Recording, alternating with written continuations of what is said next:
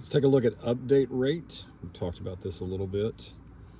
To correct or select your update rate, click on the collar, and then in the info screen here, you've got all sorts of information.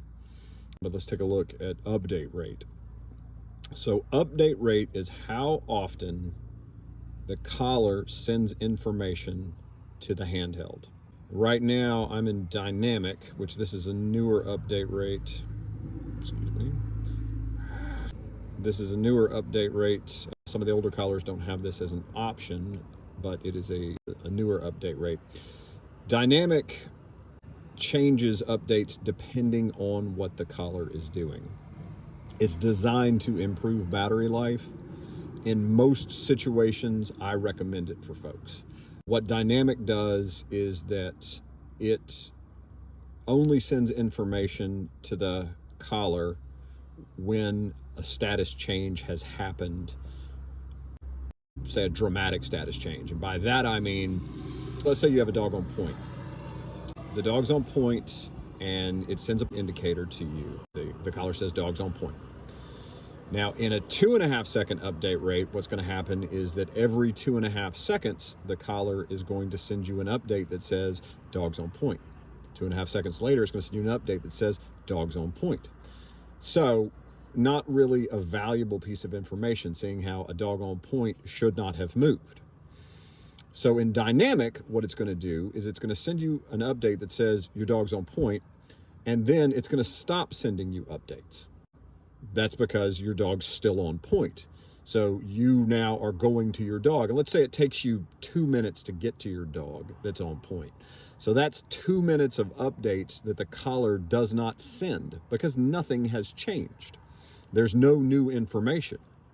Now, if your dog comes off of point, then the dynamic is going to automatically send you an update. It'll tell you now that the dog's moving. But as long as he's stationary, it's not going to update you every 2.5 seconds. So that's the biggest difference between these two.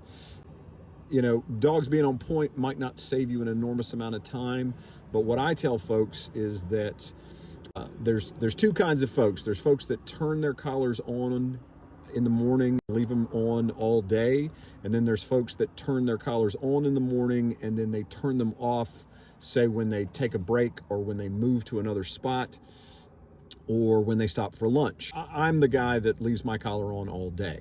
In the morning, I turn my collars on. I'm not turning them off until the end of the day. When I stop for lunch, and let's just say that I stop and take a 45-minute break or an hour break, my collars are going to run the entire time. Now, with dynamic, there's going to be very little battery drain because the collar is going to drop into point mode because it's stationary, and then it's going to stop sending signals because it's not going to move. So for me, dynamic is great. I don't want to have to think, is this collar turned on? Does this collar have a signal? So I don't turn my collar on and off throughout the day. So dynamic benefits me greatly as far as improving battery life. So it just depends on what you're doing. Now, the advantage of some longer update rates, 5, 10 second, and 2 minute, is that you can extend battery life by lowering the number of communications as far as the time. Personally, I don't care for this, especially the 10 second and the 2 minute. That's a lot of time and you lose a lot of information as far as what your dog's doing. 2 minutes, as far as I'm concerned, is strictly for rescue mode.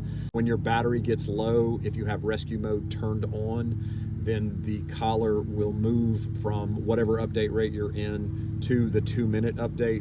And that's really designed for a battery that's about to run out of power and you're going to be at a situation where you need to rescue the dog. So having a 2 minute update at that point becomes beneficial. But in my opinion, there's no other reason to do that.